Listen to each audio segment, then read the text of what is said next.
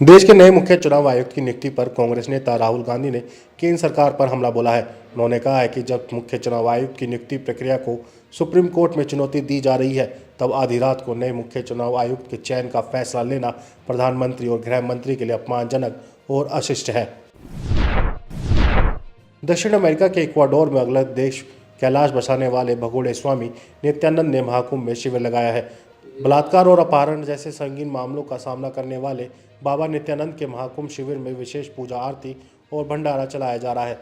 सोमवार को उनके शिविर में कैलाश के लिए नागरिकता अभियान चलाने वाली उनकी शिष्या चित्रबुंद ने संगम में स्वामी नित्यानंद के डुबकी लगाने का भी दावा किया है। खुद को भगवान बताने वाले स्वामी नित्यानंद के अनुयायी महाकुंभ में कैलाश देश की नागरिकता दिलाने के लिए अभियान चला रहे हैं।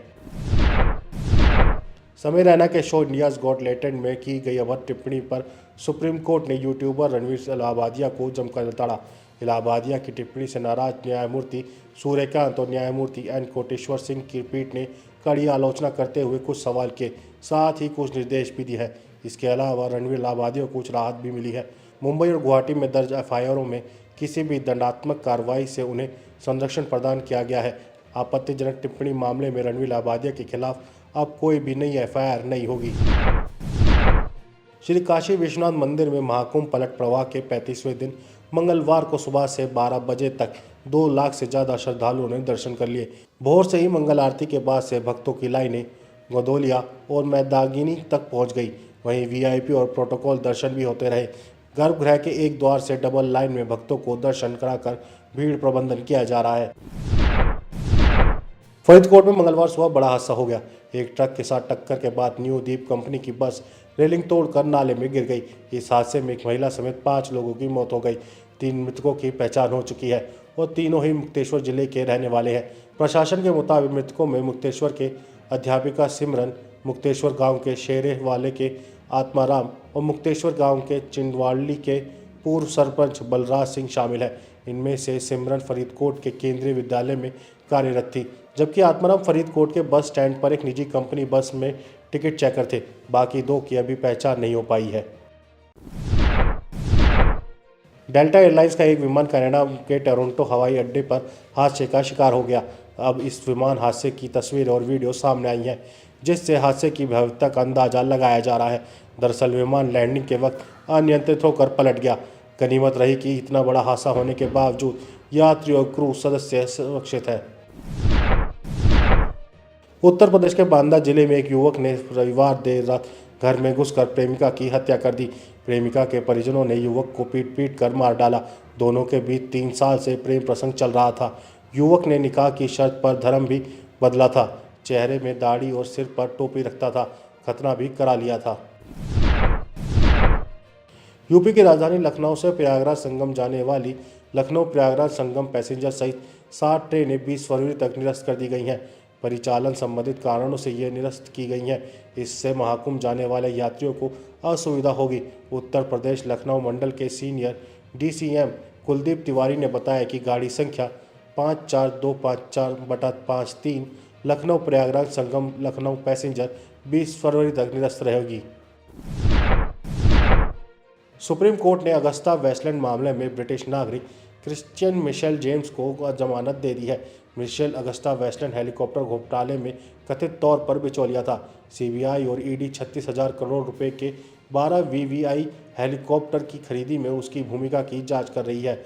उसे दुबई से प्रत्यार्पित किए जाने के बाद दिसंबर 2018 में गिरफ्तार किया गया था।